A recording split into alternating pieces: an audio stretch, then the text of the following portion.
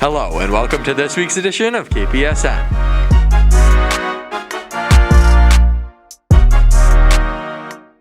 As we return to a brand new year in 2022, we would like to reflect back on our final month of 2021 to honor our December Warriors of the Month.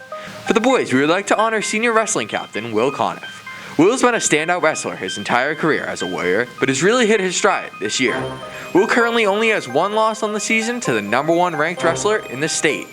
As the number 4 wrestler in the state, Will, his coaches, and his teammates know that rank will only rise as he has been able to take the crown at their recent Milford tournament, followed by a second place finish at their Whitman-Hanson tournament.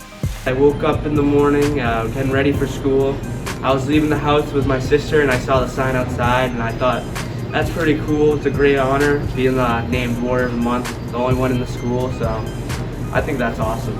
My season's been good. I'm 8-0 right now. I think the team's doing really well. We have, I think, 1 loss right now as a team, which is really good. We lost to Franklin, which they're usually really good, and we lost by a couple points, so I think we're going to be really good this year. 2 weekends ago, I had the Milford tournament. I won it and had 3 matches, 3-0, and I was the only person on the team to finish first. And after that tournament, I got ranked 4th in the state, which is awesome. I've never been ranked before, and I think it means a lot to me because I've been wrestling for so long. And like my brother, he's a great wrestler, so I think it was cool to be following his footsteps. Will hopes to continue his incredible season and maintain his positive impact on the team as he builds his own Conniff legacy for the wrestling history books. On the girls' side, we are honoring gymnastics senior captain Kacie McDonald. She's been a vital part of team success this year and has worked extremely hard throughout her entire high school career. In one of their most recent meets, Kacie selflessly stepped in to fill in for one of her teammates. Due to an injury, there was an open spot on the floor competition, and without hesitation, Kacie took action and didn't miss a beat. Her coach claims she always puts the team first and is an incredible leader for the squad. So I was pretty excited. I got the text from you and I was really surprised. I've been on the gymnastics team for 4 years, and I've really put a lot of my hard work and effort into it, and being the captain this year, I've really tried to set an example for the rest of my team, so it was really exciting to see that I got it and my coach thought of me like that. Yeah, so one of my teammates got hurt that day and she couldn't compete on floor, and I hadn't done a floor routine since last season and I hadn't even heard my music or anything, and my coach said we need someone else. So I knew I had to volunteer, being the captain, one of the oldest on the team. So I quickly listened to my music in the corner, went over it in my head, and went out and did the best I could for the team. So the season's been going really well so far. We have a lot of underclassmen that are really stepping up. A lot of girls are doing all around and more events than they maybe wanted to, but we've all been practicing really hard and just putting the team before all of us. Yeah, so we're really excited. We've been scoring higher than last year. But we're excited to see where the season goes and how far we make it. Congratulations to both of these incredible athletes, and thank you for your leadership and dedication to your teams. It does not go unnoticed. The boys hockey team opened up their season with 3 tough losses. After a slow start to the season, the boys bounced back with a dominant win over North Quincy 4-0 in the Quincy Christmas tournament.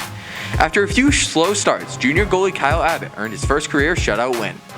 The boys earned their second win of the season over Attleboro, shutting them out 5-0. A few key factors to KP's slow start was their lack of scoring, as the boys had scored 2 or less goals in each of their first 3 games. After a tough 2-2 tie in overtime to their league rival North Attleboro, unfortunately the boys lost to Canton Wednesday night 4-3 in a thrilling game as they opened up the scoring, leading the game until the final 4 minutes of play. The boys came up just short to the best team in the Hockomock and a top 3 team in Division 2. The boys are currently sitting at a record of 2-4-1, and they're looked to bounce back tomorrow night against another tough opponent in Archbishop William at 5:30 in Canton. On Wednesday night, the girls hockey team found their stride with a big 3-0 win against a solid Medfield team. The team got some help from 8th grade reinforcements as goalie Kiki Lynch got her first start of the season and secured her first high school shutout. On the offensive side of the ice, the Warriors looked unstoppable, with goals scored by Katie Putt and a 2-goal game from senior captain Morgan Cunningham. Jen Daniels, Kate Hart, and Kelly Holmes also notched points in the team's big win. The girls look to keep rolling as they take on Archbishop Williams next Wednesday at home. Coming into the game, we didn't really know much about Medfield since we haven't played them in a few years, but we had really good energy going in, and with our 8th grade goalie stepping up, Kiki, she stopped a lot of pucks and kept us in the game, along with our offense. Our next game is against Braintree on Saturday and then Archbishop Williams on Monday. They're both non-league games, which we've had a lot of so far, so it's good exposure to a lot of good teams in non-league. The ski team's prayers for snow and colder temps were finally heard as we got one of our first snowstorms of the winter, and baby, it's cold outside. Quality ski conditions have been a challenge for the southernmost ski resorts, but now with the fresh powder, the team has been dying to get out there. They've been able to have 2 practices at the hill so far, with their first meet last night. With lots of new members coming in, the team looked to add skill and extend on depth as they're looking for faster competition times. As captains Lily Brown, Will Weidland, and Andrew Longobardi lead the team, the season should have a promising start in these fresh conditions. I think the team's going to perform well. We've been working hard. We've only had like 3 practices. Our senior captains are looking good, especially Will, Longo, Lily. We have some underrated people joining this year, like Ben Riggs. Yeah, just Ben Riggs. He's looking really good, like really good. The ski team's off to a great start this year. We've been on the mountain 4 times. We just had our first meet. The weather has played a major role in our season so far. Ward Mountain did shut down for about a week, but it did reopen. We're just trying to get on the mountain as much as we can, and we're hoping for more cold weather and more snow. The gymnastics team has had 4 meets so far and won 2 of them against North Attleboro and Sharon. They are 2-2 and are definitely in a place to keep winning as long as everyone stays healthy. With great leadership from senior captains Kate Collins, Kacie McDonald, and Sophia Rydell, the team will look to take on Taunton tonight at 8 p.m. Hi, I'm Kacie McDonald. I'm Sophia Rydell. And we're the gymnastics captains. So far our season's been going really good. We won 2 meets so far, beating Sharon and North Attleboro. We have a couple new additions to our team, specifically Sydney Marlin, who's a junior, really stepped up to the plate this year. She competes all around for us, which means she competes on every event, and she always scores very highly and contributes to our overall score. A lot of the new girls on our team and returning members are willing to compete whenever we need them to and step up. All the girls work consistently very hard at practice. Even our practices are long, but the girls push through it and work really hard. We compete Friday against Taunton at home and have our senior night coming up Monday afternoon against Mansfield. Our boys basketball team is back in action. They traveled to Sharon on Tuesday to face a very tough 5-1 opponent. Unfortunately, they were outmatched and came up short 71-53. The boys have a huge Kelly Rex matchup tonight against Milford, who was also beaten by Sharon a few weeks ago. The boys look to bounce back in a very winnable game and hope to get their season moving in the right direction before it's too late. This is Coach Jeff Miskowitz's first year coaching our girls basketball team, and so far the team is performing quite well with a record of 4-0 in the Kelly Rex. Coach Miskowitz says that his team has been playing some great basketball. He said they've struggled to be consistent and disciplined on both sides of the court. However, everyone agrees that when they play their best, they can compete with anyone. He attributes their early success to the players' coachability and work ethic. He said the girls have been great about giving it their all in everything that they do and are quick to help each other out.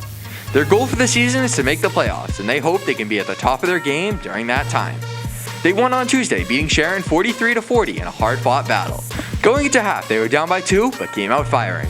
The game seemed like it could go either way, as the teams were both scoring baskets, but with less than 2 minutes left, the KP squad went on a scoring run, paired with some lockdown defense to pull out the win. The girls play tonight at Milford at 6 p.m. We have high energy level, and it helps us throughout the game to just push each other and do good things throughout the whole game that help us win. I think we work really hard together and we play well together and we communicate, and that helps us throughout games and practices. Our team goal, it's really just to play hard, make it to playoffs if we can, and just work well together.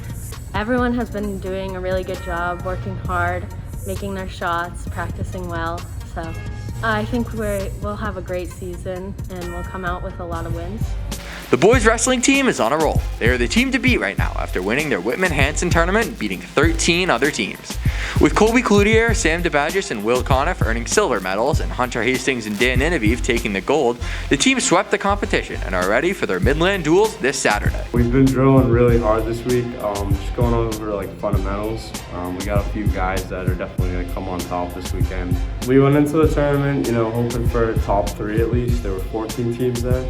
My coach wasn't even checking like where we were placing. He just wanted all of us individually to do well, and once we got to the championship rounds, we had about 4 or 5 in the championship.